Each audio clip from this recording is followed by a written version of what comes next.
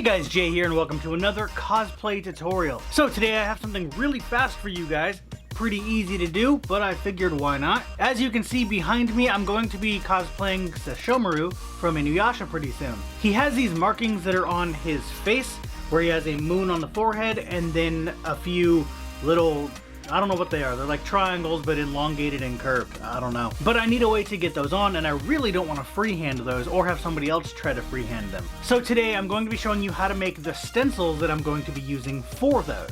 So I actually have two stencils for the cheeks. I have one for each side, but then I also have the moon, which is what this tutorial is going to show. So in this video, you will be seeing how to make this specific one. But you can do this exact same thing for any other markings on any other character.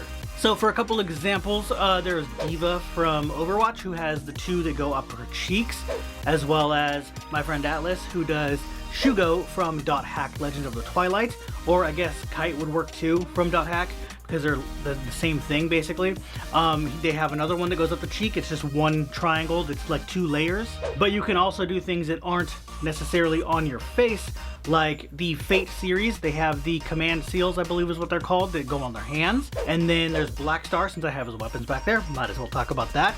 He has the star on his shoulder, so you can make the templates for those, as well as, let's say, like the Fairy Tail Guild logo that everybody gets tattooed on them for being in the guild. That would work too. You just cut out the design out of the same way you would do this, and then you put it on and just paint it, because that's solid anyway, so you gotta paint it. But still, that's the same exact kind of thing. So let's move on and I'll teach you how to make these adhesive stencils. I'll start by drawing whatever it is I need the shape to be on some regular printer paper. For this specific one, I'm doing the crescent moon on Sesshomaru's head, so I found something close to that size that was circular. This is just an 8-ounce bottle of paint, and I trace it out. This is only close to the right size, but not exact, so I freehand a smaller circle inside of it. But since I know this is going to be moon-shaped, I just stop where I want the points on the moon to be, and then freehand the rest of the design. After it's all drawn and I'm happy with the way it looks, I use an X-Acto knife to cut out the shape. This is where things can get tricky. This is only going to work well for designs that don't have a separate inner piece that doesn't connect somehow. For example, the letter A. It has a triangle shape above that horizontal line. In order to do that, you'd have to make sure you place the separate piece correctly by just eyeballing it. It's a little more difficult, but it can still be done. I'll be using cardboard to keep these from getting damaged, as well as a base for making these. It's hard to explain what I mean, but it will make sense. I cut the cardboard down to be bigger than the design. I layer packing tape on one side of one of the pieces of cardboard. When this is finished, the other piece of cardboard will lay on top of the stencil to keep it safe from damage and keeping it flat. You can layer the packing tape as much as you want, but I did roughly 4 layers, where it's 2 pieces of tape side by side, but overlapping a tiny bit, and I did that about 4 times or so. And then I folded the ends of each piece of the tape onto the back. After the layers of packing tape, I stick down a few pieces of blue painter's tape. Now you could also do this with regular masking tape, but I have more of the blue tape, so I'll just use that. When I stick these pieces down, I make sure they have a pretty big overlap. If there's barely any overlap, the pieces won't stay together very well. A better option would be to use the really wide tape. That way you only need one piece. Anyway, after pressing the tape down to make sure the pieces stick to each other, I take the piece of paper with the cutout and trace the shape onto the blue tape, and carefully cut it out with an X-Acto knife. I make sure to only really cut the blue tape. I don't want the packing tape to peel off. I remove the section that I cut out so that it matches the piece of paper, because this is the stencil.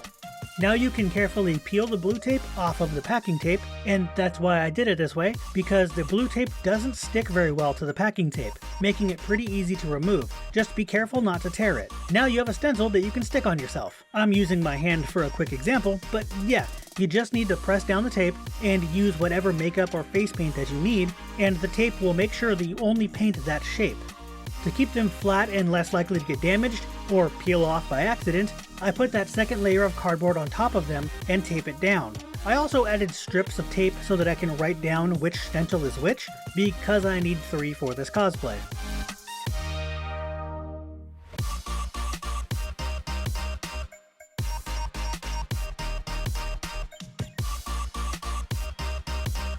Alright, so like I said, nice and short, pretty easy to do. That's how you make these adhesive stencils. Just remember, regardless of what you're making, be sure to measure where it's going to go on your body. This one might actually be too big, I don't know. But this is basically an example. If it is too big, then I can resize it. I can make another one that's a little bit smaller, but I think this is the right size. I'm not 100% still, but I'll cross that bridge when I come to it. I'll check it some other time later today or something, I don't know. But regardless, just measure and make sure. On the contrary, I actually measured for the side cheek ones. I didn't really do much measuring. I held my hand up to my cheek to see how far I needed it to be, kind of tried to hold that and then measured it and drew that out. So these should work just fine.